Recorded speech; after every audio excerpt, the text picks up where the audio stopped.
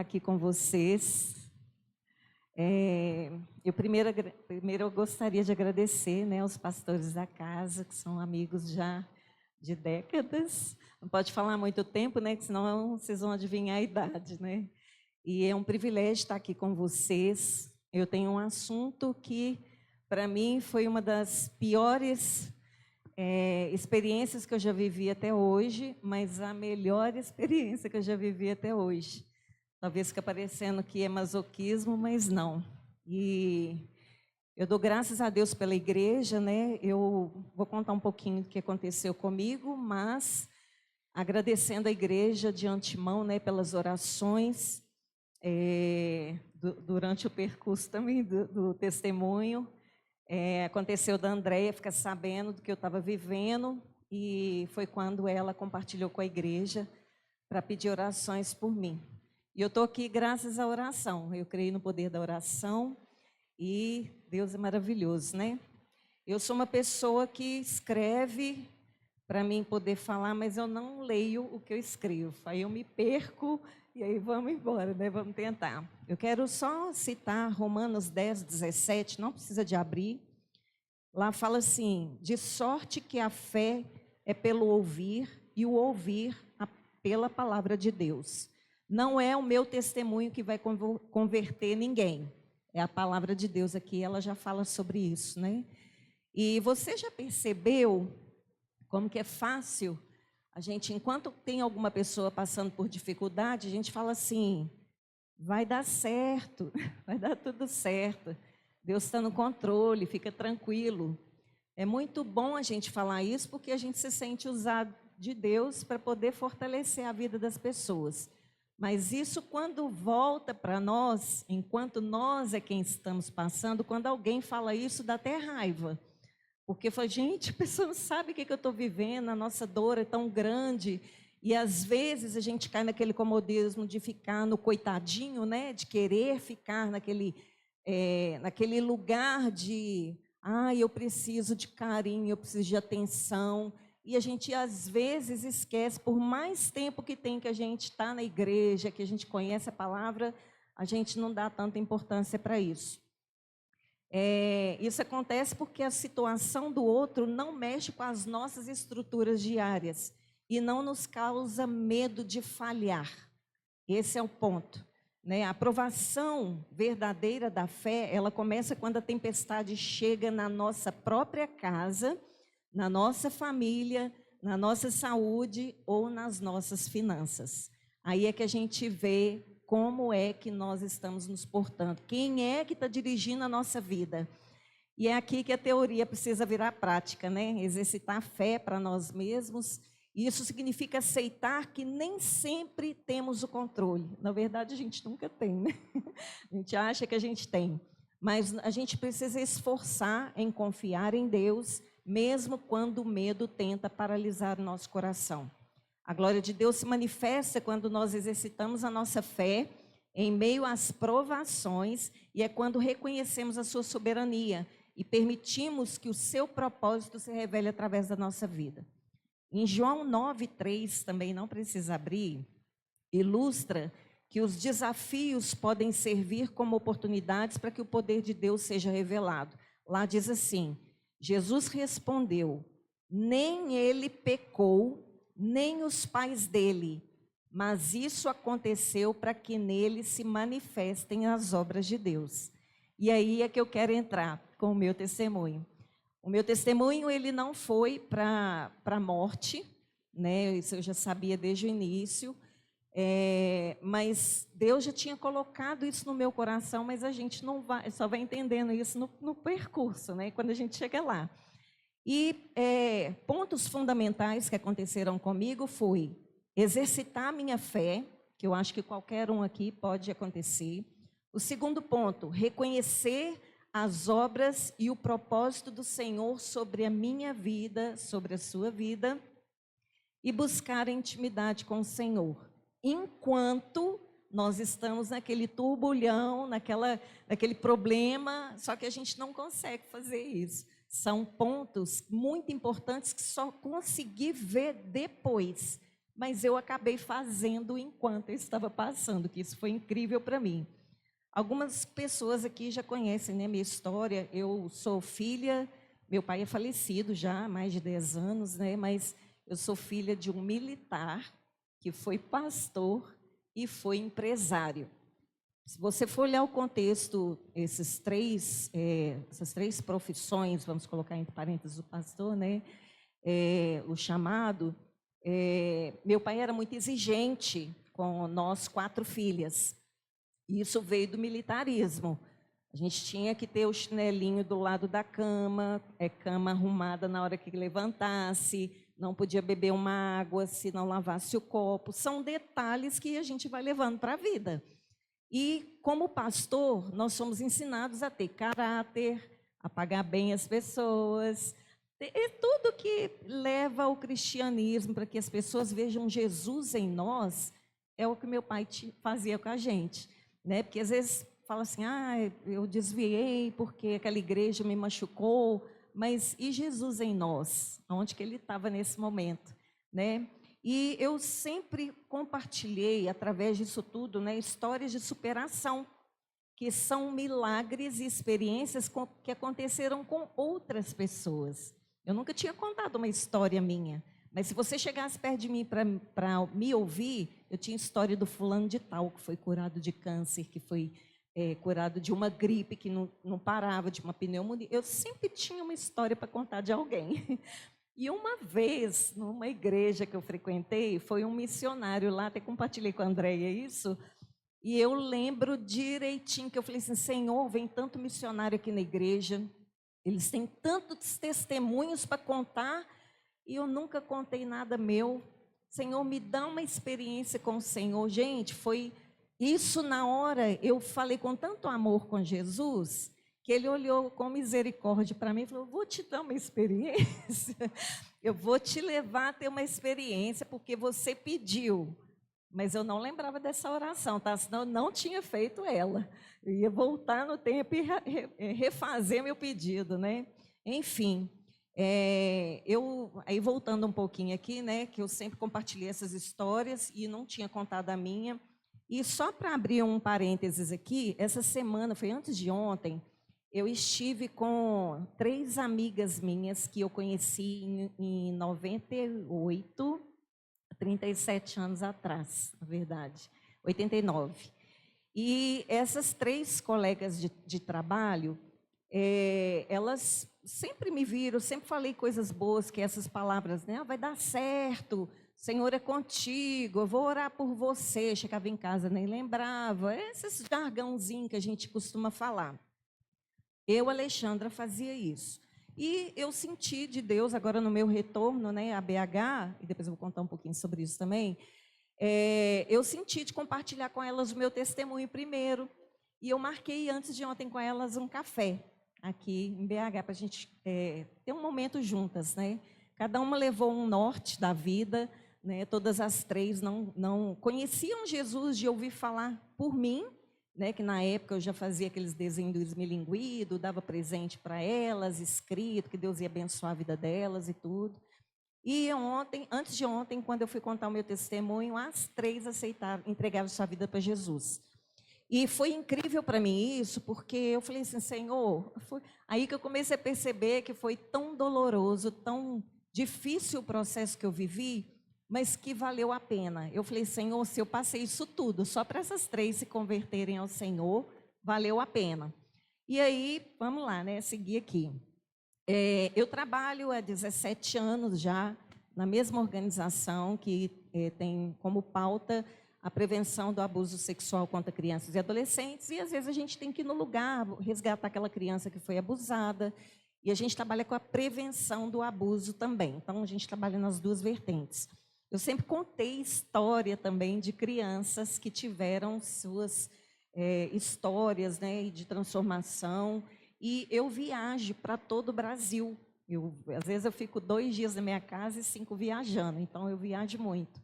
E anualmente eu faço os meus exames de saúde periódicos, né, normal, e aí a empresa também exige que a gente faça, para garantir que a gente está ali trabalhando bem, de saúde, é um cuidado que eles têm. 2013, foi identificado 3 miomas no meu útero. E esses miomas, eles, para o médico, está tudo ok, é normal. Eu, às vezes, tinha muito sangramento e é normal, vamos acompanhar. E isso foi agora, tá? Recentemente, que eu achei esses exames de 2013. E aí, vamos acompanhar e tudo. Falei, doutor, vamos fazer uma cirurgia, vamos fazer uma cauterização. Não, Alexandra, está tudo certo, é super normal, cuidado com esses, vamos acompanhar. E aí, vamos acompanhar. E aí, acontece que, em final de 2019, eu fui levada para a empresa, aí outra história, está abrindo parênteses aqui. Fui levada para São Paulo pela empresa, para me morar lá e trabalhar. Fiquei em São Paulo 7 anos, mas eu só tinha residência em São Paulo, porque era um local que ficava mais prático para eu fazer né, o meu trabalho lá, mas viajava muito também. E numa dessas viagens, eu estava em Brasília, que foi dia 18 de julho, deixa eu confirmar aqui, está vendo que eu não leio? 23 de julho, eu passei mal, eu estava num evento, a empresa tinha feito um investimento muito alto para eu participar desse evento, e há um investimento também de hotel, de alimentação, aéreo, e tudo vai, né? E eu com aquela responsabilidade de ter que cumprir a minha carga de responsabilidades lá no evento. Eu ia falar num prazo de 1 hora para 4.000 mulheres nesse evento. E eu vou muito assim nesses eventos grandes, né? E aí, nesse evento especificamente, eu passei mal. E qual mal que eu passei? Eu senti falta de ar. Eu sou das 4 filhas do meu pai e da minha mãe, eu sou a única filha que nunca tinha tomado um remédio para dor de cabeça. Sempre, assim, nunca tive dor nenhuma para ter que tomar remédio. O único remédio que eu tinha tomado era sal de fruta, quando eu comia muita besteira também que eu tinha que tomar. E eu logo pensei, falei, eu não tenho problema de saúde. Passei mal com falta de ar, o tiquinho que eu andava, eu ficava assim, ó, desse jeito, não tinha ar mesmo. Por isso que dê graças ao Senhor pelo ar que você respira. A gente só agradece a Deus na hora que falta algo para nós. É na hora que aquilo que é gratuito, a gente não tem mais. E eu senti muita falta de ar, e o pessoal lá do evento preocupado, faltava 30 minutos para começar. Falei, não vou no médico, não. O rapaz lá falou comigo, falou assim, tem um casal aqui que já vai te levar para o hospital. Falei, não, eu tenho que ficar no evento, eu só vou para o hospital depois do evento.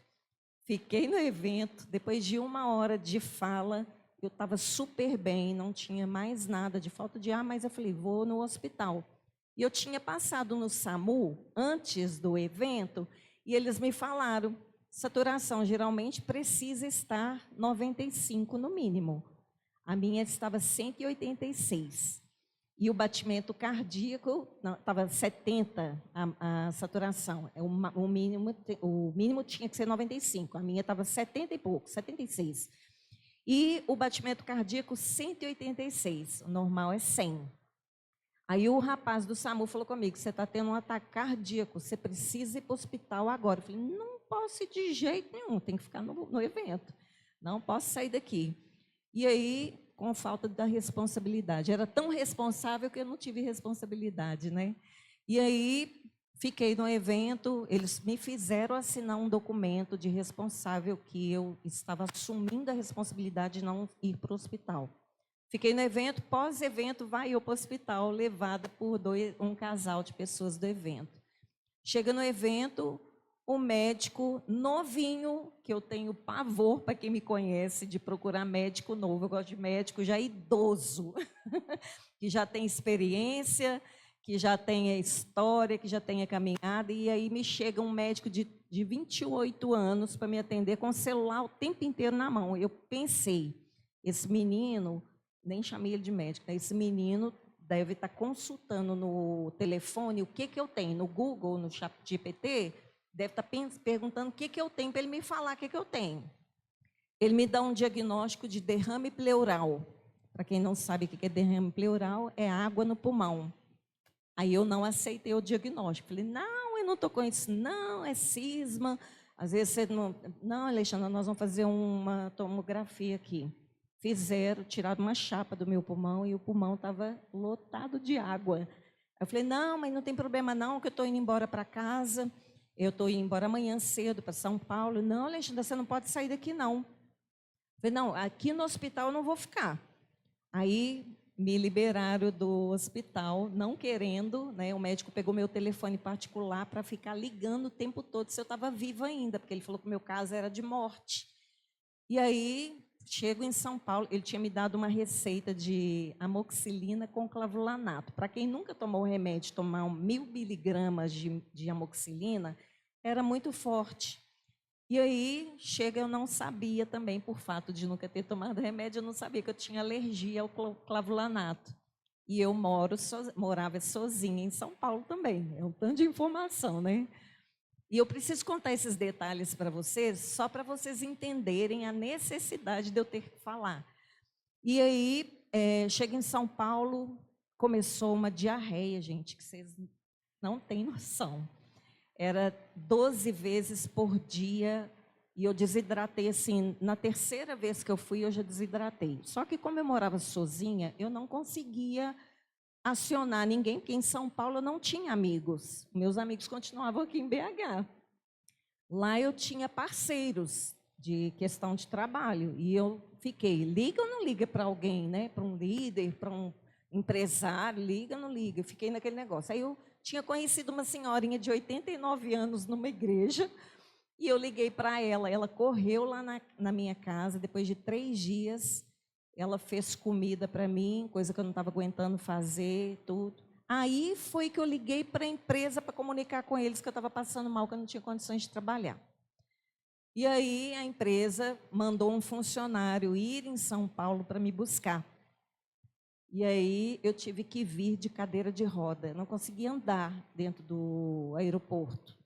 Para subir no avião, foi tudo com cadeira de roda, com aqueles negócios eletrônicos, não sei como é que fala, para subir por fora do avião, na lateral dele, não é pelas escadinhas, tinha que subir por aquilo. Eu cheguei aqui em Belo Horizonte muito ruim, e aí eu queria que você mostrasse a primeira foto para mim, por favor. Aqui não sei se dá para vocês verem, mas aqui é a situação que ficou minhas pernas. A perna estava tão inchada que ela não cabia na calça. Eu tive que rasgar um pouco a calça na parte de baixo para ela poder caber dentro da calça. E as minhas pernas, geralmente, de calça são apertadas. Então, eu tive que abrir. E aí, essa parte da perna continuou muito inchada e tudo, e eu fui direto para a casa da minha mãe. Eu tenho um apartamento aqui em Belo Horizonte, mas eu tinha alugado ele pelo fato de eu estar morando em São Paulo, e aí fui direto para a casa da minha mãe. Pode passar a segunda foto. Essa foto, eu estava na casa da... Aqui eu já tinha ido para o hospital, cheguei muito ruim, eu não tinha condições de nem conversar, para vocês terem ideia. Eu não conseguia cantar, não conseguia falar, nada. Era só sussurrando, sussurrando.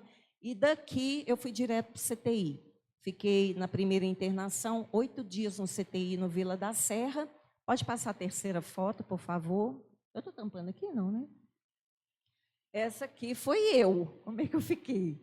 Quem me via tomava susto. Foi quando a Andréia me viu pela primeira vez. Por incrível que pareça, a Andréia passa de vez em quando na casa da minha mãe e ela foi levar uns nicocinhos lá da plantação dela para minha mãe. E ela chega lá e depara comigo dessa forma. E aí era de assustar, porque eu já tinha emagrecido muito por causa da diarreia. Eu cheguei no hospital, eu não tinha condições de pegar a veia para tomar soro e fiquei ruim mesmo. 20 dias depois da primeira internação, eu volto de novo para o hospital, porque na primeira eu fiquei drenando a água do pulmão, que eles já tinham identificado através de uma tomografia que eu estava também com o derrame pleural. Então, era a segunda vez que aconteceu o derrame pleural. Fiquei 20 dias depois, mais 10 dias no CTI. Aí você pode mostrar, a quarta foto é um pouco chata de ver, mas isso aí é um galão de 1,5 litro, e isso aí era sangue. Eu estava drenando sangue. E no dreno, normalmente, que eu fiz a segunda internação, estava saindo 1,5 litro de água por dia do dreno. Era incrível. O médico chegou no dia que ele chegou, que ele pegou o dreno com sangue, aí ele já queria fazer uma cirurgia que chama pleurodese. Essa pleurodese, eles abrem o corpo da gente, né, nessa parte de cima, e eles jogam um pozinho lá dentro do pulmão para colar ele, para evitar de vir mais água, né, no pulmão. Só que um dia antes desse cirurgião do pulmão passar no quarto, eu perguntei para o médico, falei assim, eu queria saber como que está o meu pulmão, porque já era a segunda internação no CTI, foram 18 dias de internação no CTI, e eu perguntei para ele como que era o meu pulmão. Ele falou assim, Alexandra, o seu pulmão é igualzinho de criança. A gente já é a segunda vez que faz dreno nele, mas ele cicatriza muito rápido, a regeneração da cicatrização dele é muito boa e ele é muito bom. No outro dia me aparece um outro cirurgião lá querendo operar meu pulmão, falei, mas não vai operar de jeito nenhum, já notaram que eu sou cabeça dura, né? E aí falei com o cirurgião, não vou operar o pulmão, só, gente, que foi a primeira vez da minha vida, depois de 50 anos frequentando a igreja e tendo essa experiência com Jesus. É a primeira vez da minha vida que eu tenho aquele versículo, a paz que excede todo o entendimento. Ele fez sentido para mim quando eu vivi essa parte do pulmão da cirurgia que o médico queria fazer, que chama pleurodese. Porque quando eu falei que eu não ia operar, a minha irmã que estava no quarto comigo, mas brigou tanto comigo, ela falou assim, não, doutor, deixa ela morrer, é isso que ela quer mesmo. Eu falei, não, eu não vou morrer não, mas eu também não vou operar não. E eu tenho certeza do que eu estou falando. E aí, vocês já viram, né, irmã, naquela hora do hospital, dei umas palavrinhas mais altas com ela, falei, olha, eu te chamei aqui, olha para você ver como que é importante também a gente se posicionar diante de umas circunstâncias que está morrendo ou não está? Eu falei com ela assim, olha, eu te chamei para ficar aqui comigo, foi para você me acompanhar e não tomar decisões para mim. Eu vou tomar decisões para a minha vida. Eu sei o que é bom, eu já conversei com o médico falou que o meu pulmão é bom, e eu trabalho com projetos que, se você tiver um problema, você tem que estudar a raiz daquele problema. Se o meu pulmão estava com problema, existia alguma coisa que estava provocando essa água, porque se o meu pulmão era bom e não tinha nada, tinha alguma outra coisa, problema. Então, eu tinha que estudar. Então, eu decidi não operar o pulmão. E foi a melhor decisão que eu tomei para a minha vida. E eu estou viva aqui, tá? 23 dias depois dessa internação, que aconteceu isso tudo, volta eu para a casa da minha mãe, e fico lá mais 23 dias, quando mais uma vez me dá derrame pleural. E dentro dessa terceira internação, eu fiquei 31 dias internada, só que eu não fui para o CTI dessa vez. O médico chegou no quarto e falou comigo, Alexandra, você não está preocupada não, porque já é a terceira internação, a gente encontrou uma massa muito grande no seu útero, e o problema é o seguinte, nós vamos precisar de averiguar isso. Você permite que a gente faça uma biópsia, né, ou estude esse caso? Eu falei, nem de jeito nenhum. Na hora que ele me falou biópsia, eu sabia, eu tinha certeza absoluta que eu estava com câncer. Foi assim, na hora, eu sabia que eu estava. Não precisava nem fazer o exame. Era uma certeza tão grande que eu tinha dentro de mim, gente, é aquela paz que excede todo entendimento. Eu tive paz no meio do caos. É a coisa mais estranha, linda e boa de sentir, mesmo em meio à dor. Foi a melhor coisa que eu vi. E aí, eu relutei para poder fazer a biópsia, porque ela é muito dolorosa, ela precisa furar 4 lugares na barriga, porque o meu era no útero. Fizeram a biópsia e depois de 10 dias que saía o resultado. Então, como eu estava drenando água do pulmão ainda, eu tive que ficar no hospital aguardando a biópsia, porque se tivesse alguma coisa, eles iam resolver o que faria dali. E aí, só um detalhe, que dessas internações todas que eu passei, eu fazia exame de sangue todos os dias. Todos os dias. Tudo quanto é tipo de exame de sangue que você imaginar, eu fazia. E todos eles davam normais. Então, isso estava deixando os médicos loucos dentro do hospital. Porque precisaria, você tem um diagnóstico, você vai lutar contra o diagnóstico, ter uma indicação de um tratamento para o diagnóstico, mas eu não tinha nada no sangue que eles poderiam ver. Então, quando foi feita a biópsia, ela ficou pronta depois de 12 dias. Imagina a minha cabeça como não estava nesse contexto, né? E aí eu queria que você projetasse a última foto, a quinta foto. Esse é o tamanho do tumor no meu útero. Ele era do tamanho de um bebê. Era muito grande. Ele estava com 26 centímetros e pesava 1,5 kg de tumor. Era muito grande. Mas na hora que eu vi essa ressonância magnética, mal estava acreditando, porque eu tinha um pouco de barriga, né, que achei que era da idade, e eu nunca me importei com esses negócios de ficar fazendo regime, comia de tudo, nunca me importei com isso, mas o tumor estava aí, né? Aí pode tirar essa foto para não ficar aí feio. Nesse período, que eu estava internada, a Andreia, a Lu, eu tive muitas visitas no hospital de pessoas que eram do ciclo da Andreia, de amizades dela, que ela compartilhou. Tive algumas pessoas da minha família também, mas eu fui questionada por pessoas, foi várias pessoas, não foi só uma, o porquê que eu não queria falar com mais ninguém sobre isso. Até a Andreia falou assim, Lígida, posso compartilhar? Não, não pode. Posso compartilhar com a fulana? Não pode. Minhas irmãs queriam contar, apesar de que minhas irmãs acabou vazando para alguns parentes meus, né, e tal. E aí,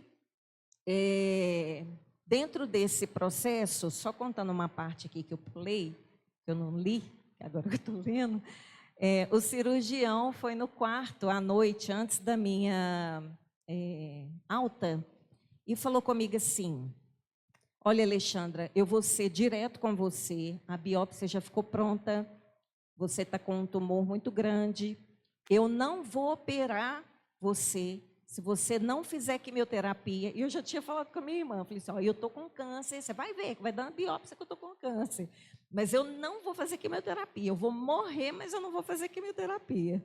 E a cabeça dura, né? Não vou fazer. E o cirurgião entra no quarto e fala comigo desse jeito. Estavam sentadas minhas duas irmãs, a mais nova e a mais velha, no quarto. A mais nova passa mal com qualquer coisa, tanto que ela teve que ser acudida no hospital. E o cirurgião chega lá e fala comigo, olha, Alexandra, vou ser bem direto com você. Você precisa fazer quimioterapia, só que é o seguinte, você não vai sobreviver até a terceira. Você vai morrer. Antes da terceira, você vai morrer. Desse jeito comigo. A cirurgia, ela é uma cirurgia muito complexa, de altíssimo risco. Você tem 70% de chance de morte nessa cirurgia. É uma cirurgia complicada, de 8 horas no mínimo. E eu tenho certeza que você está com metástase no pulmão. E eu não tinha feito biópsia do pulmão. Falei, gente, na hora me veio assim, mentira desse médico. E eu sempre desconfiada dos médicos. Falei, Deus, deixa, eu estou ficando mais doente com esses médicos do que com a própria doença. E eu orei ao Senhor. Foi aí, gente, olha para você ver, 10 dias no CTI, 8 dias no CTI, 31 dias de internação. No dia que esse médico que foi lá, que eu consegui fazer uma oração. Eu recebia oração de quem ia me visitar, mas eu, Alexandra, não consegui fazer oração de tão fraca que eu estava. E aí, entre parênteses, estar na igreja não é questão de que você está ligadinho com Deus. Fazer as coisas para Deus não é sinal de que você está ligadinho com o Senhor. É só na hora que você tem que experimentar, que você vê se você está mesmo ou não está.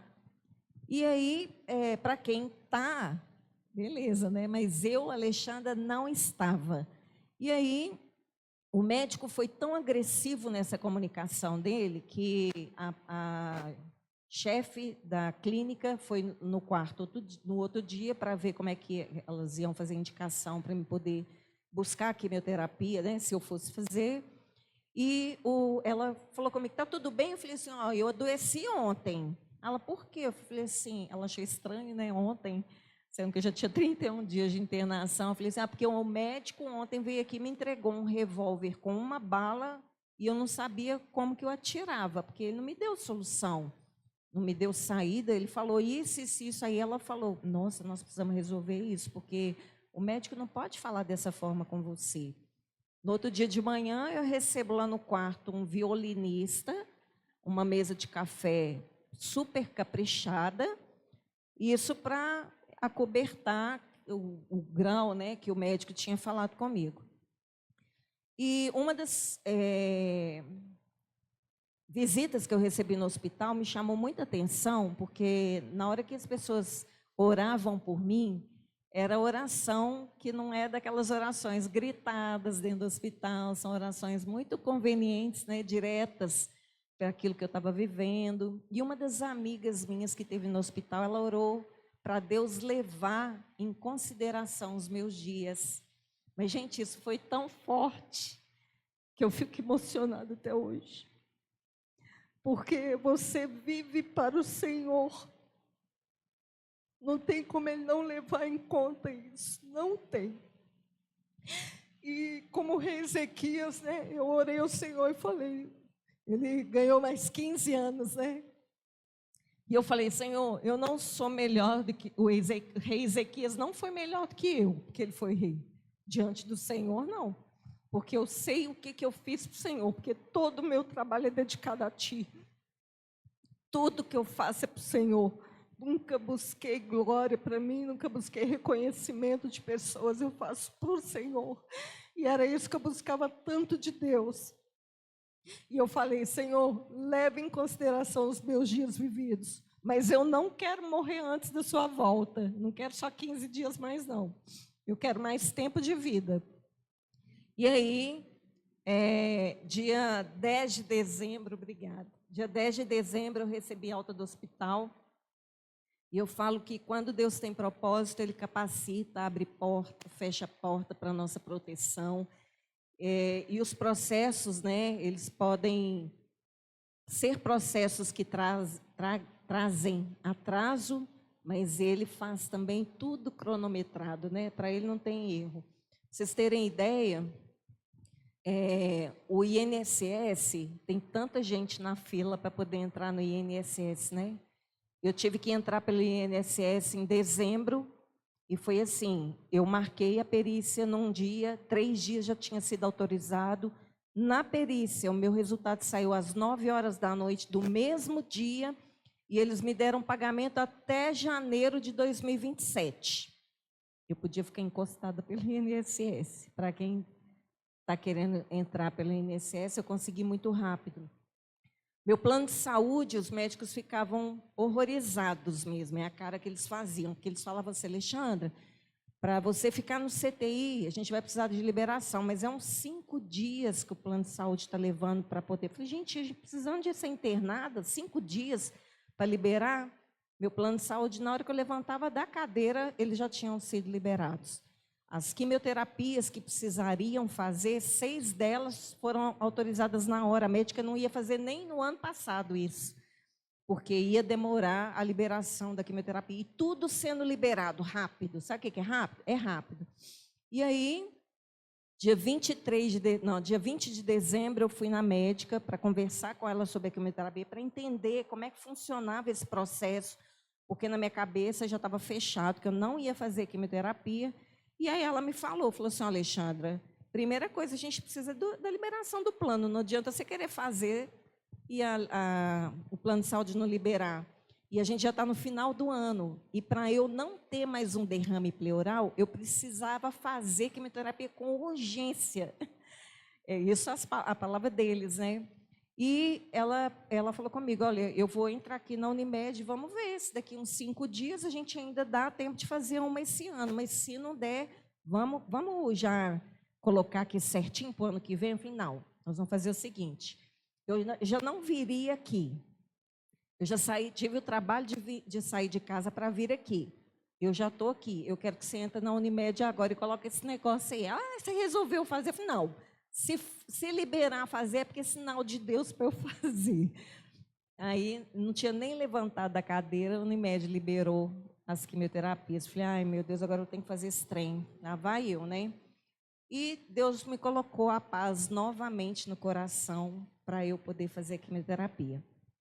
E eu tenho uma luta muito grande com a minha família, porque a minha mãe, minhas irmãs não aceitam medicação nenhuma dentro da minha casa que seja para falar, não, Deus vai curar, Deus vai curar.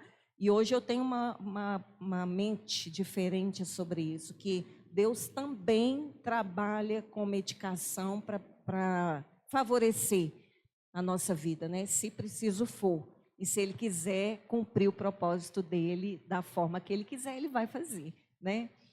E voltando lá, né, sobre a questão da pergunta, quando eles me perguntaram, Alexandra, por que você não quer falar para as pessoas por que você tem que tanta gente vai orar por você, tantas pessoas gostam de você. E aí foi um momento que era momento de silenciar as vozes externas, foi a palavra que Deus me deu. Só que eu não conseguia falar isso. Era coisa tão íntima minha assim, e a primeira vez que eu passei por isso, que eu não sabia externar a forma de falar isso, sabe? E aí, depois que eu fui escrever, que eu coloquei a palavra certa, que era o momento de silenciar as vozes externas. É preciso estar atento à voz de Deus nesse momento. Enquanto nós passamos pelo processo, precisamos ter ou buscar controle do som das coisas que estão fazendo barulho externamente. Isso tudo para a gente poder ouvir a voz de Deus. E uma questão muito importante dentro desse processo todo é que o meu corpo estava doente, mas a minha mente estava saudável. A medicina hoje fala isso, né? Que se você está com o corpo doente, se a sua mente estiver doente, você adoece mais ainda. Mas eu estava com a mente saudável. E aí, uma experiência incrível que eu tive foi para fazer ressonância magnética. Eu fiz umas 10 ressonâncias e tomografias, mas eu fiquei traumatizada das primeiras vezes, porque como eu estava sem ar para respirar, me fala o tempo aí, tá? Porque estou aqui, vou embora. E eu fiquei tão traumatizada porque eu não tinha ar para respirar, e aí eu precisei de cilindro para eu poder respirar. Então, toda vez que eu deitava na cama, eu sentia falta de ar. E aí eu comecei a usar uns 10 travesseiros atrás das costas para poder ficar sentada na cama para não deitar. E quando o médico pediu para fazer a ressonância magnética, eu fui 3 vezes lá dentro para poder fazer, não consegui fazer. Eles tiveram que voltar comigo, tirar só chapa, mas a chapa não dá para ver o que eles precisavam ver. E aí, relutando, querendo fazer a ressonância, mas eu não conseguia deitar. E aí, o médico falou assim, a gente vai precisar sedar ela. Aí, beleza, lá vai eu para sedação, né? Sedação, você tem que tomar anestesia geral para fazer sedação. E gente, é muita agulha que eu levei, branca demais, já não tinha lugar mais para pegar a veia, estava roxa de tudo quanto era lugar que vocês imaginar, de tanta veia que eles tentaram pegar em mim nesse processo todo. Já estava traumatizada também com tanta veia. E aí, agulhada. E quando eu entrei na máquina, assim, que eu já ia deitar, que eles iam me sedar, foi assim um impulso. Não foi eu, Alexandra, que fiz isso. Eu falei com o médico assim, não precisa me sedar, não. Aí ele, não, mas aqui está escrito que você tem problema, que você não consegue fazer sem coisa. Eu falei, não, você vai fazer o seguinte, você vai me dar a campainha, que a gente entra com uma campainha na mão, se você tiver algum problema, eles te puxam de novo para fora. E aí eu falei assim, tá, então eu vou segurar a campainha, mas não quero sedação. Vamos embora, vamos tentar. E eu entrei para dentro da ressonância, já com o olho fechado, para não ver, porque a máquina... Quantos já fizeram ressonância aqui? Ai, vocês me entendem. E aí a máquina fica muito próxima do rosto, aquele negócio tudo fechado, e me dando Eu não sabia que eu tinha isso. Claustrofobia, né, que fala? Não sabia que eu tinha isso. E aí entrei de olho fechado. E aí eu comecei a pensar, levar minha mente cativa ao Senhor. Que coisa mais louca. Eu comecei a pensar assim, Senhor, quando... Olha para você ver, eu estava doente, não sabia nem o que ia acontecer no dia de amanhã, nem à tarde, né? Nem depois que eu saísse dali da ressonância, e eu já crendo no milagre. E eu pensando assim, Senhor, dentro da ressonância, e o exame acontecendo, que a barulheira, e eu pensando nisso, firmando um pensamento. Senhor, na hora que eu sair daqui, disso tudo, onde que eu vou contar meu testemunho primeiro? O que eu vou falar? E que texto da Bíblia que eu vou usar? Porque eu queria usar um testemunho aqui que Deus curou alguém. Mas era mais falar de fé, porque eu não sabia como é que eu ia exercitar minha fé. E aí eu entrei dentro da ressonância. Gente, foi assim, ó, o tempo de eu pensar onde que eu ia ministrar meu testemunho e essas coisas que eu acabei de falar. O exame tinha acabado já. São 50 minutos de exame. Passou tão rápido, mas tão rápido. Eu falei, gente, se eu soubesse que o segredo era esse, eu já tinha feito há muito tempo. Mas são experiências que o Senhor vai levando aos detalhes daquilo que Ele quer promover através daquilo que a gente está vivendo, né? E aí, Max Lucado fala uma frase, que eu até anotei ela aqui, ele fala assim, ó, alimente a sua fé e os seus medos morrerão de fome. Eu achei incrível essa frase, porque ela realmente funcionou para mim. Mas vamos lá agora, seguindo, lá vai eu para o processo de quimioterapia. A médica, que eu fui indicada pelo hospital, ela disse que eu precisaria olhar esse tratamento da quimioterapia, que esse é um tratamento muito pesado, e eu já tinha o histórico do médico falando que eu ia morrer até a terceira, né? Isso ficou martelando na minha cabeça. E ela falou, olha, o tratamento é muito pesado, ele vai beneficiar para diminuir o tumor, que é o que a gente vai tentar, a gente não sabe como é que seu corpo vai reagir, porque cada corpo reage de uma forma, porque o seu tumor está com 26 centímetros, e o médico não opera quando está nesse tamanho. E eu precisaria, por ela, né, me preparar fisicamente, porque os efeitos colaterais da quimioterapia são muito fortes. Né? Para quem conhece alguém que já passou por isso, ele ataca estômago, intestino, você emagrece, a pessoa emagrece muito, são vários efeitos colaterais. E já pulando para a segunda quimioterapia, que eu acabei fazendo, o tumor na segunda quimioterapia já tinha diminuído 5 centímetros. E quando eu fui retornar na médica, que ela pediu mais uma ressonância, ela falou comigo, olha, isso é muito importante. Quando o médico fala que, ó, isso é muito importante, é porque realmente é muito importante para eles. Quer dizer, a medicação já estava fazendo grande efeito e seria um bom sinal até o final da quimioterapia. O milagre eu já tinha começado a ver através desses pequenos detalhes que eu contei para vocês. Agora, ressonância, do derrame pleural da cirurgia, da pleurodese, e vários outros que eu vivi com as enfermeiras lá, que são muitos detalhes, né? E o maior, gente, que assim começou a me impactar muito, é porque esses outros, ele mexia muito comigo internamente, que ele já estava trabalhando nas minhas raízes, que é aquilo que ninguém vê. Né? E às vezes o que vai exteriorizar é aquilo que as pessoas estão vendo através daquilo que você está passando. Mas você não está ali mostrando para os outros o que você está passando. Porque quando a gente adoece, quando a pessoa adoece, ela tem que preocupar e focar naquilo para ela melhorar, né? Fazer de tudo, a parte dela para ela melhorar. E eu comecei a ver outras partes, né, do milagre, porque a quimioterapia ela não estava tendo efeito colateral em mim. Eu não tive nada no estômago, não tive nada de emagrecimento, inclusive estava acontecendo tudo ao contrário. Engordei 10 quilos no período da quimioterapia, o que a médica já estava assustada comigo, porque eu precisava fazer exame de sangue de 21 em 21 dias, que era o processo da quimioterapia. E aí ela estava me dando exame de sangue para fazer de 10 em 10 dias. Ela falou assim, não, tem alguma coisa errada. Os meus exames estavam todos saudáveis, além de não ter as reações da quimioterapia, ainda os meus exames estavam normais. E o que, os 10 quilos já falei, né? As células ruins, a quimioterapia, ela também mata as células ruins e mata também as células boas. Nos exames de sangue, mostra as ruins morrendo, mas as boas estavam mantendo os números. Era a coisa mais louca, gente. Vocês tinham que ver a cara dos médicos.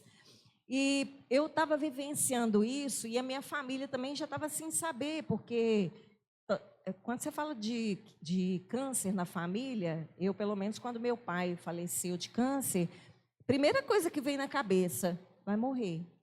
Porque o câncer hoje é tratável, né? Mas antes era um horror, né? A pessoa vai morrer e pronto. E os números estavam se mantendo, né? Então, eles começaram a compartilhar o meu caso com outros médicos da clínica. Então, eles estavam fazendo reuniões periódicas para falar do meu caso, já não era só uma médica que estava me acompanhando. E aí chegou a 6ª quimioterapia, quando a médica me chamou e falou comigo: Alexandra, já está na hora da gente conversar sobre a cirurgia. Aí eu falei com ele, falei assim, olha, eu confesso, doutora, que eu estou traumatizada de conversar com aquele outro cirurgião que veio aqui falar comigo, que eu ia morrer na 3ª quimioterapia. Eu passei as 6 quimioterapias sem ter reação, né, da quimioterapia e tudo. O cabelo caiu, tá, gente? Não vou pular essa parte não, porque caiu. Eu só não coloquei a foto aqui, porque na hora que eu fui baixar a foto, na hora de sair de casa, acabou que não deu para baixar a foto. Acho que era porque o arquivo que eu tinha colocado, então eu estou usando uma lace que minha irmã me deu de presente, mas eu estou com o cabelo bem curtinho, tipo do Rafa. Mas aí caiu, foi o único efeito que eu tive da quimioterapia, tá? E aí a médica foi e me apresentou 2 cirurgiões. O cirurgião que ela me passou, eu falei assim, gente, eu vou chegar em casa, vou procurar no Google, nunca tinha feito isso também, vou procurar, ler, né, o histórico do médico e tal.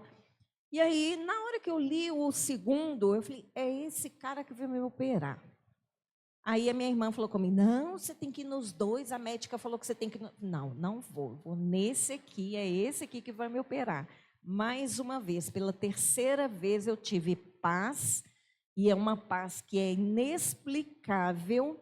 Você não consegue dar resposta para alguém por que você escolheu aquilo ali. Não consegue. Simplesmente, não, é esse que vai ser.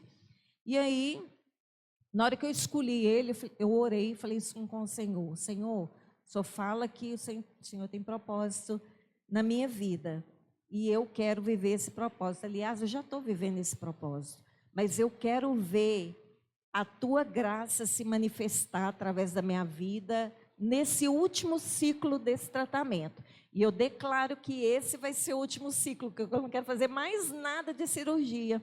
E tinham pessoas falando comigo, não, depois da cirurgia você vai ter que fazer de novo quimioterapia, ou você vai ter que fazer complemento de medicação. Eu falei, não vou, esse é o último ciclo. E eu não falava com a pessoa, não, eu falava com o Senhor, porque eu não tenho que justificar para ninguém aquilo que Deus fala comigo. E quando você para ouvir a voz do Senhor, pode deixar as pessoas falarem, não bate boca com elas, não, deixa elas pensarem o que elas quiserem. Desde que você tenha aquele relacionamento com o Senhor, sem ficar terceirizando ele, sabe? Porque uma coisa é eu chegar perto, André, ora por mim. Aí ela fala, não, Alexandre, ora você mesmo, porque o contato é direto, né? Então, eu vivi isso. E aí, eu fui para a primeira consulta com esse médico. Olhe para vocês verem a distância da conversa de um para o outro. Enquanto um falou que ia durar 8 horas e era uma cirurgia complexa, esse falou comigo assim, ó, Alexandra, eu vou investir mais tempo em você, te preparando para a cirurgia, do que na própria cirurgia. Então, eu acredito que vai durar 1h30, 2 horas, por aí. E o outro falou que era 8 horas. Ele falou comigo, eu falei assim com ele, qual que é a complexidade dessa cirurgia? Ele falou, não preocupa, é como se fosse uma cesariana. Aí eu falei, doutor, mas eu nunca tive filho, não sei, mas não, conversa com alguém que teve, vai te explicar como é que uma cirurgia de cesárea. É a mesma coisa que você vai fazer. Só que ao invés do corte ser deitado, ele vai ser na vertical. não pode ser horizontal. E aí ele falou comigo, falou assim, olha, o mais importante dessa conversa, aí que vem o gatinho, gente.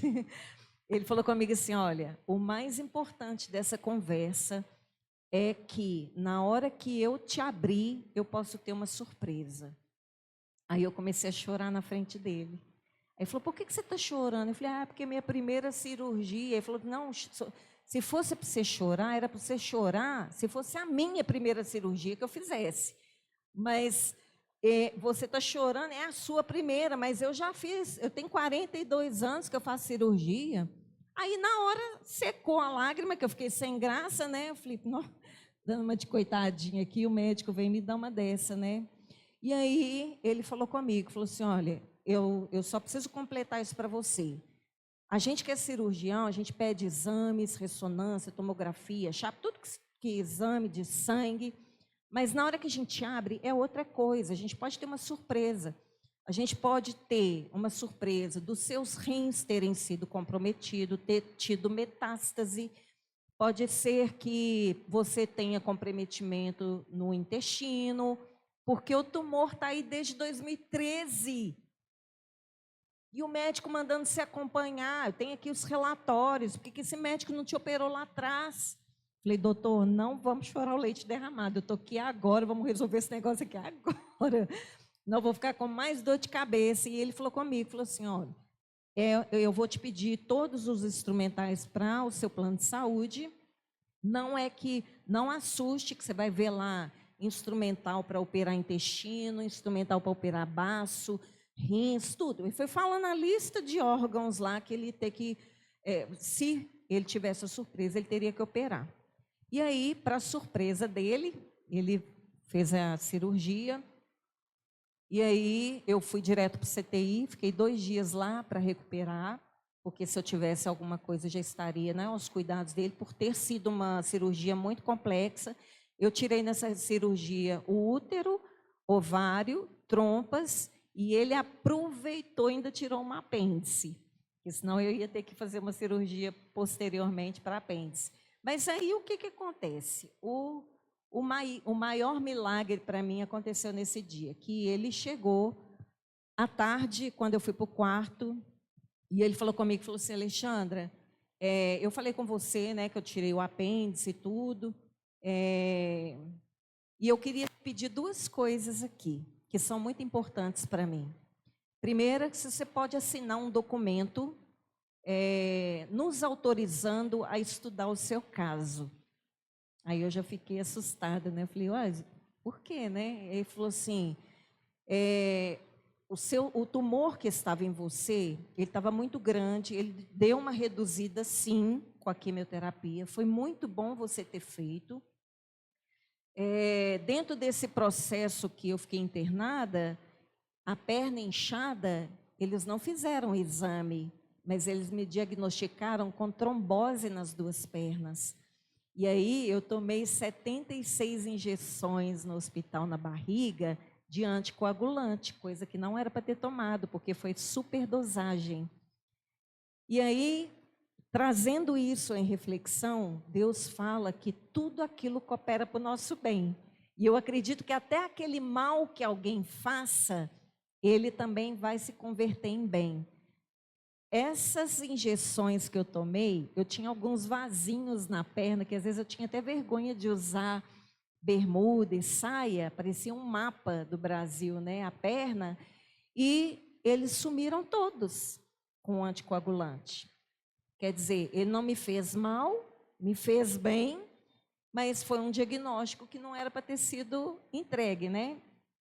E o médico falou comigo, falou assim, Alexandra, eu gostaria que você assinasse esse documento autorizando a nossa equipe, e tem uma equipe de outro país aqui conosco também, eu operei lá no... Não, Vila da Serra foi onde eu fiquei internada. Gente, deu um branco aqui, daqui a pouco eu falo. Do lado dele, Biocor. Ai, meu Deus. Internei, operei no Biocor. E aí tinha uma equipe de outro país lá e ele falou assim, eu queria aproveitar que eles estão aqui para a gente poder estudar seu caso, porque o seu caso precisa ser estudado. A gente nunca viu uma coisa igual nós fizemos. Tanto que na hora que eu estava fazendo a cirurgia, eu chamei uma outra equipe para acompanhar a cirurgia. Na hora que eu te abri, assim como um bebê, eu te expliquei, que fica dentro de uma placenta, o tumor que estava em você estava dentro de uma membrana. Ele estava todo enrolado dentro de uma membrana. O que não deixou da metástase. Gente, Deus é incrível.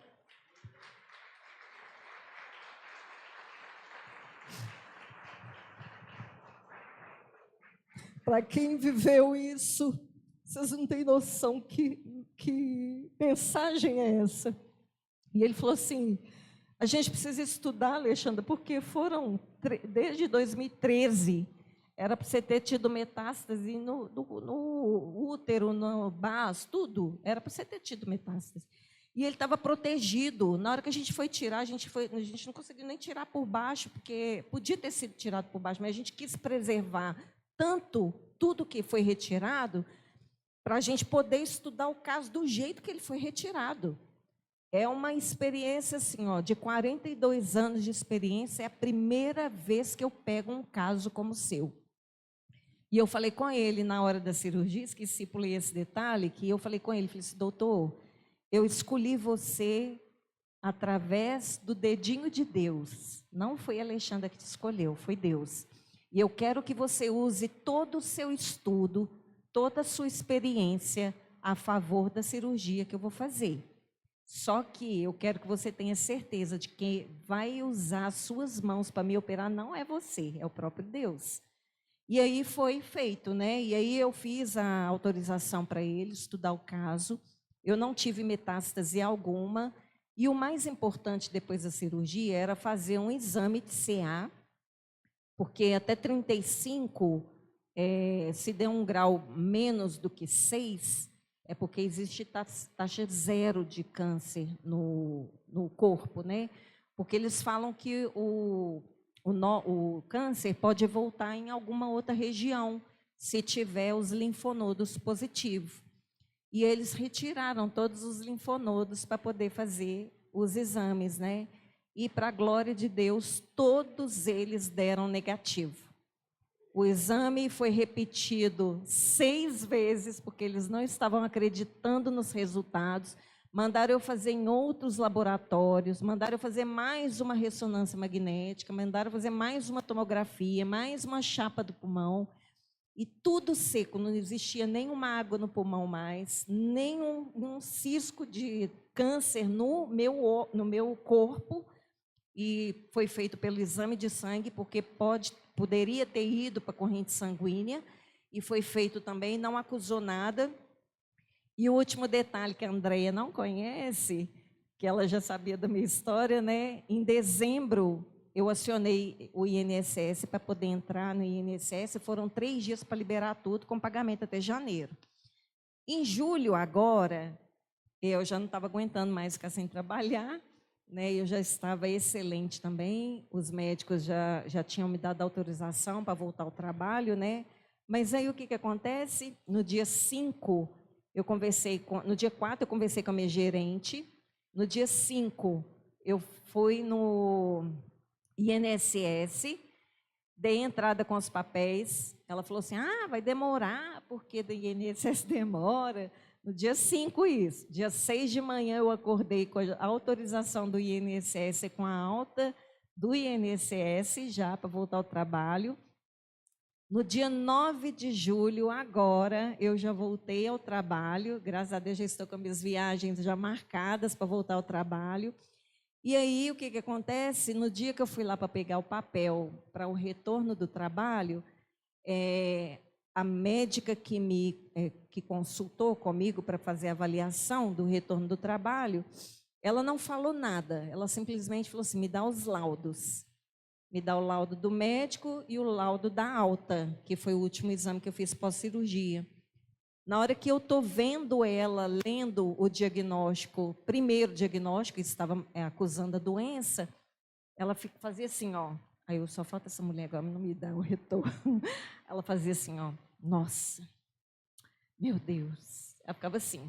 e lendo o laudo, que são 3 folhas. E ela leu, e aí, na hora que ela pegou o laudo que o médico me deu pós-cirurgia, ela já estava chorando. Aí eu falei assim, tá tudo bem? Aí ela falou assim, tá, mas eu posso te dar um abraço? Eu falei assim, pode, claro, até deve. Ela falou assim, olha, eu não sei quem que fez isso para você não, mas eu estou sem palavras aqui para te dizer, só quero te dar um abraço. Aí eu falei assim, foi Jesus, você já conhece ele? Ela falou assim, aí ela tomou um susto assim, tipo assim, falando de Jesus, né? Eu falei assim, você pode entregar a sua vida para ele, que foi ele que fez isso para mim. E ela entregou a vida dela para o Senhor ali dentro da sala médica e com os olhos cheios de lágrimas, né? Ela falou assim, olha, eu desejo tudo de bom para você, que você tenha um retorno bom no trabalho, tá? Me deu aquela palavra, né, que médico fala. E aí, deixa eu ver aqui onde que eu parei, gente, que eu pulei tudo que eu escrevi. Aí a outra, para terminar, né, uma das coisas que Deus também me mostrou é sobre o campo missionário. Eu sempre fui missionária da organização que eu trabalho. Eu sempre contei histórias de crianças, histórias de transformação. E, às vezes, dentro de casa, eu tenho muita paciência com essas pessoas, porque se lidar com pessoas que estão sofrendo isso em casa, com seus filhos, que já vivenciaram nessas situações, e contar a história deles, né, para que a gente ajude essa família também, eu precisaria ser isso dentro da minha casa também. Era uma falta de paciência com tudo, eu não tenho paciência de ouvir certas coisas da religião, principalmente, porque é diferente você ser religioso e ser cristão, né? A religiosidade, ela mata, sufoca e te leva para um caminho que fica lá igual Marta e Maria, né? Uma só nos afazeres e achando que está fazendo, mas fazer para os outros é mais fácil, né? E dentro de casa, não. Então, eu aprendi isso também, e eu quero ser pessoa de sucesso mais dentro da minha casa do que lá fora. Porque lá fora eu vou espelhar aquilo que eu já sou dentro de casa. E a gente tem visto isso junto às famílias que a gente trabalha, que as famílias desestruturadas, que você chega em casa, você não tem paciência com seus filhos, com seu pai, com sua mãe, mas lá fora você tem com os outros, né? E replicar isso também foi um dos ensinamentos que eu tive nesse processo, porque as pessoas que eu tive amigos que ficaram do meu lado, como a André, a Lu, que foi me visitar, outras pessoas foram me visitar, mas quem estava 100% full time comigo era a minha família. E por mais que eles pensem diferente, e, aliás, eu penso diferente deles, né, em alguns contextos, eu ainda preciso exercitar isso do Senhor lá, né? Então, eu quero dizer o seguinte, que se hoje você está vivendo uma luta que parece impossível, seja na família, na área financeira, na área profissional, na área da saúde, eu quero dizer que não coloque a sua confiança em diagnóstico médico, nas circunstâncias ou no medo ou nas pessoas. Porque colocar nossa confiança em Deus é a mesma mão que me curou, me sustentou, me fortaleceu, me alegrou. Em cada etapa do processo, continua estendida para sustentar você. Talvez Deus não mude a sua história no tempo que você espera, mas Ele jamais deixará de caminhar ao seu lado enquanto escreve um propósito maior. Quando tudo parece dizer que acabou, Deus continua tendo a palavra final. Eu sou testemunha de que a fé não elimina o processo, e não mesmo, mas nos faz atravessá-lo debaixo da graça, da paz e do cuidado do Senhor. E foi no meio da minha maior provação que eu conheci de forma ainda mais profunda a fidelidade de Deus. Por isso, não desista. Continue crendo, continue orando, continue confiando, entregando nas mãos de Jesus, porque Ele ainda cura, Ele restaura, fortalece e transforma histórias. Pode pedir oração para os outros, sim, tá? Que eu falei sobre a terceirização, né? Mas você precisa orar e começar a enfrentar seus medos e seus desafios. Não coloque nas costas dos outros o que é sua responsabilidade. Os pastores estão aqui para ajudar, mas não fazer por você. Eles estão aqui para te auxiliar como fazer. Mas eu vejo muito isso, né? Às vezes, no final, ora por mim. Não, ora você, eu vou estar aqui com você. Eu te ensino a fazer, eu te auxilio, estou te dando o braço aqui para estar com você. Mas você precisa exercitar isso. Nós temos vivido um tempo muito diferente, onde eu vou colocar essa responsabilidade para o outro carregar. E onde que fica a nossa experiência com Deus? Se Ele fez na minha vida, Ele pode fazer na sua, porque eu também não sou melhor do que você diante dEle. Deus continua sendo o mesmo ontem, hoje e eternamente. Porque para Deus nada é impossível, diz lá em Lucas 1:37. Que a sua fé não esteja baseada apenas no que os seus olhos conseguem ver, mas na certeza de que Deus permanece no controle de todas as coisas. E lá em 2 Coríntios 5:7 diz, porque andamos por fé e não pelo que vemos. Porque se fosse por isso, eu já tinha desistido lá atrás. Porque o processo não foi fácil, cair cabelo não foi fácil. Eu tive uma experiência, queridos, muito difícil, onde uma pessoa falou comigo assim, não rapa a cabeça. Meu cabelo estava saindo, mas tudo, gente, para mulher, isso é terrível. Seu cabelo caindo, você na frente do espelho, penteando, e cai naquele bolo de cabelo, é terrível viver isso. E uma pessoa virou para mim e falou assim, não vai rapar a sua cabeça. Eu falei, não, eu quero rapar porque aí acaba. Não, não vai rapar não, porque se você rapar, você não está acreditando que Deus vai te curar. Olha o que a religião faz. E aí eu falei assim, não, eu preciso rapar. Não, porque se você rapar, você vai estar assumindo a doença sobre sua casa. E aí eu falei, Senhor, eu não posso sofrer desse jeito não. E aí Deus me deu uma estratégia, falou, chama essa pessoa aqui para dentro da sua casa, pede ela para pentear seu cabelo. E eu chamei. Falei assim, ó, pega o pente, penteia meu cabelo aqui para mim. Não, não vou pentear não. Eu falei, não, vai sim, agora vai. Você está aqui dentro da minha casa, você vai pentear meu cabelo. Não, não vem pentear não. Vai sim, pega aqui, vem cá. Aí levei ela lá dentro do banheiro comigo. Na hora que ela penteou o cabelo, que ela foi pentear, eu falei, peraí, vamos fazer o seguinte... Antes de você pentear, porque a pessoa tem um cuidado com o cabelo que você não tem noção também, né? Porque eu também tinha. E aí eu falei com ela assim, olha, só que você vai fazer o seguinte, você vai pentear meu cabelo, mas o rosto que você vai ver ali na frente do espelho, e a gente de frente para o espelho, você vai olhar o seu rosto, não quero que você pense no meu. Na hora que você pentear, caiu, imagina que é o seu.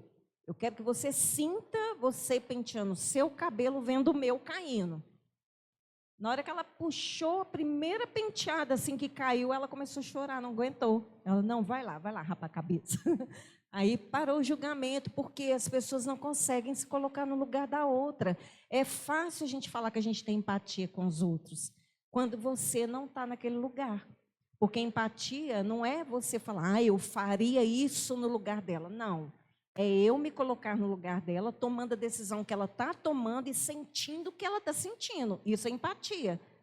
É diferente. Mas eu não quero falar disso, porque já passou, já houve cura, a pessoa já conseguiu perceber aquilo também que estava acontecendo. E o mais importante é que eu queria trazer a palavra sobre fé.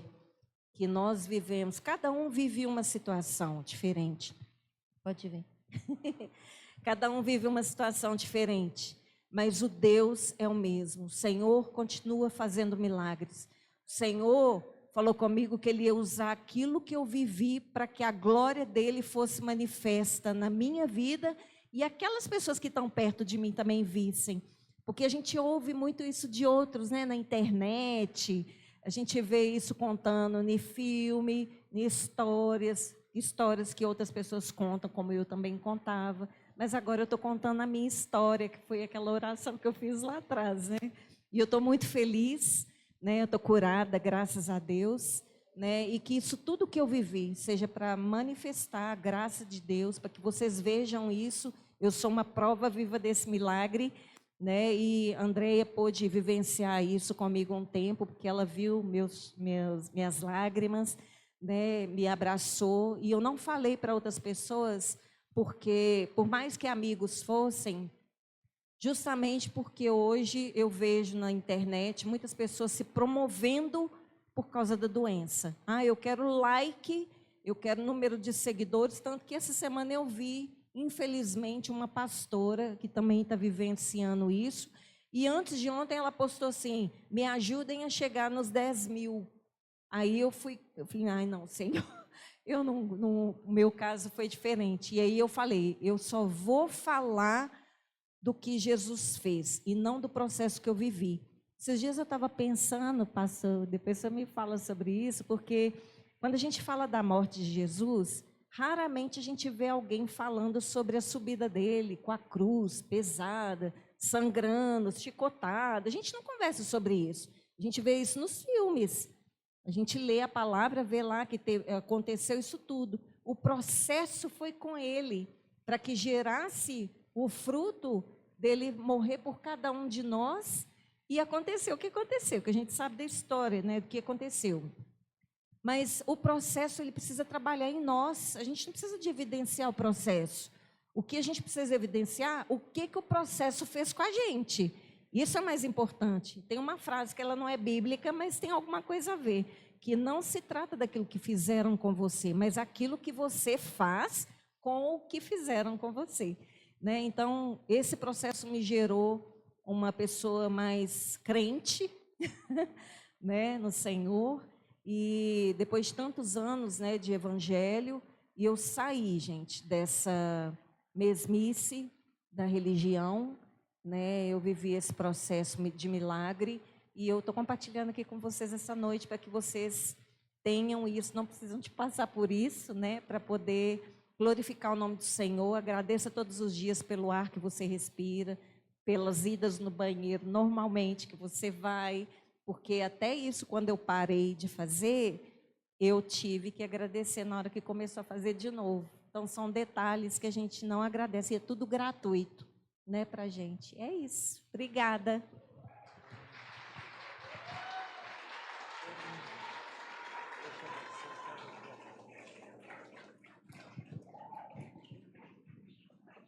Glória a Deus.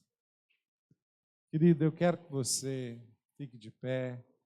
Eu creio que esse testemunho é para que você tenha a oportunidade também de exercitar a sua fé, também de olhar para as suas dificuldades, os seus problemas, sabendo que tem um Deus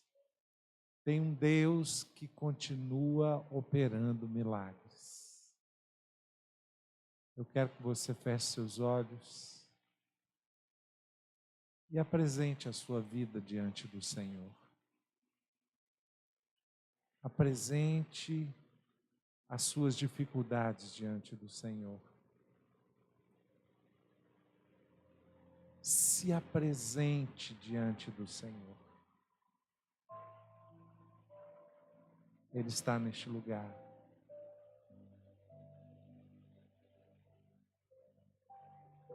Ele quer manifestar sobre a sua vida, sobre a sua casa, sobre o seu trabalho. E esse é o momento de você crer.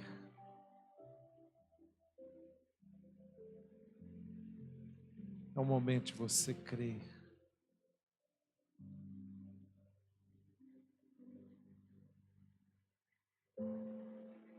A palavra do Senhor diz que tudo é possível ao que crê. Tudo é possível ao que crê. Esse é um momento importante você começar a olhar as suas dificuldades com o olhar da fé. Tudo é possível ao que crê.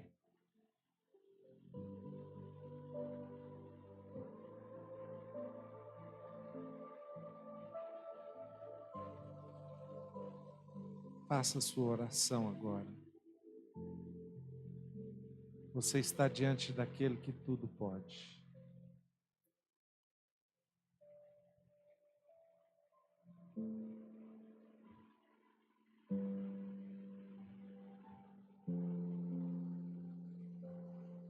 Não tenha vergonha, não tenha timidez.